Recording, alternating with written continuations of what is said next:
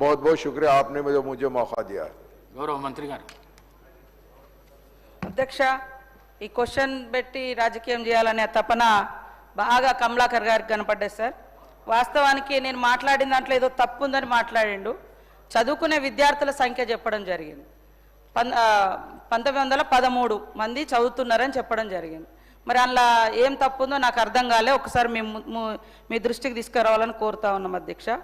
మేము ఈ సంవత్సరం క్లియర్ చేసినాయి 7, 12 తర్వాత ఎంపిక చేయబడ్డాయి. ఇది ఈ గవర్నమెంట్ వచ్చినాక ఎంపిక చేయబడ్డాయి. ఎస్సీ కింద 210 మంది సార్. దరఖాస్తులు 676 వచ్చినాయి సార్. దాంట్లో 210 మందిని సెలెక్ట్ చేయడం జరిగింది. బీసీ సంక్షేమ శాఖకు 300 మంది విద్యార్థులను సెలెక్ట్ చేయడం జరిగింది. మైనార్టీ శాఖ ద్వారా 500 మంది విద్యార్థులను మరి సెలెక్ట్ చేయడం జరిగింది అధ్యక్ష. అదేవిధంగా ఎస్టీ శాఖ ద్వారా 100 మంది విద్యార్థులను సెలెక్ట్ చేయడం జరిగింది అధ్యక్ష. ఆయా వచ్చినటువంటి దరఖాస్తుల ఆధారంగా దాదాపుగా 64 అంటే 1110 మంది సెలెక్ట్ చేయడం జరిగింది అధ్యక్ష మొత్తం. అదేవిధంగా ఫీజుకు సంబంధించి ఫీజులు మరి ఏదైతే ఉందో ఉన్నటువంటి 25 కోట్లు గతమి, మళ్ళీ తర్వాత 142 కోట్లు అన్నీ కలిపి 167 కోట్ల రూపాయలు పూర్తిగా చెల్లించడం అయింది. మరి వీళ్ళు ఎక్కడ ఏ అప్డేట్లు ఉన్నారో నాకు తెలియదు అధ్యక్ష.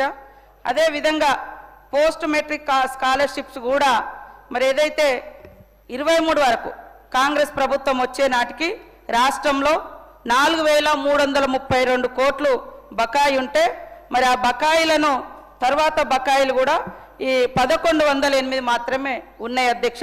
వాటిని కూడా క్లియర్ చేయడానికి మరి మా ఆర్థిక శాఖ మంత్రి క్లియర్గా చెప్పడం జరిగింది అధ్యక్ష. ఈ 2-3 రోజుల వాటిని కూడా క్లియర్ చేస్తారు అధ్యక్ష. నాకు అనిపిస్తుంది మరి ఎక్కడ మేము ఏ సంఖ్య తప్పు చెప్పినాం, ఎందుకు అంత ఏదో ఆగమైపోతుంది. అసలు గతంలో విదేశాలకు ఏ ఎస్టీ ఏ ఎస్సీ ఏ బీసీ పోలేదన్నట్టుగా. ఓకే, ఇదొక అవకాశం చదువుకోవడానికి, దాన్ని మేము కంటిన్యూ చేస్తున్నాం.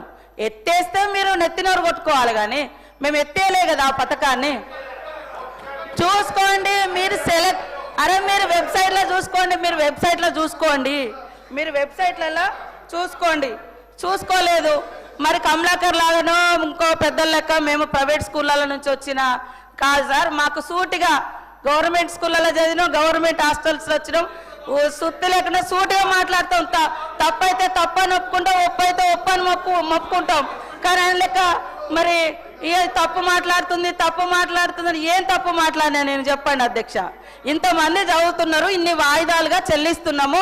ఇప్పటికే 167 కోట్లు చెల్లించడం జరిగింది. ఇంకా 25 కోట్లు డ్యూ ఉంది, అది కూడా తొందరలోనే చేస్తాం. అదేవిధంగా ఇప్పుడు గతం కంటే ఎక్కువ 1100 మంది విద్యార్థులను వచ్చిన అప్లికేషన్ల ఆధారంగా మరి సెలెక్ట్ చేయడం జరిగింది. వెబ్సైట్లో ఉన్నది, మీరు కూడా చూసుకోండి. మా అనిల్ జాదవ్ గారు మాట్లాడిన హాస్టల్లో అయింది అని. ఎస్, హాస్టల్లో ఏదైనా అయితే ఖచ్చితంగా మీరు అక్కడ ఎమ్మెల్యేనే, నేను అక్కడ ఇన్ఛార్జి ఉన్నా, వాళ్ళకి ఏదైనా అయితే కావద్దనే కదా మనం అందరం మొత్తుకునేది.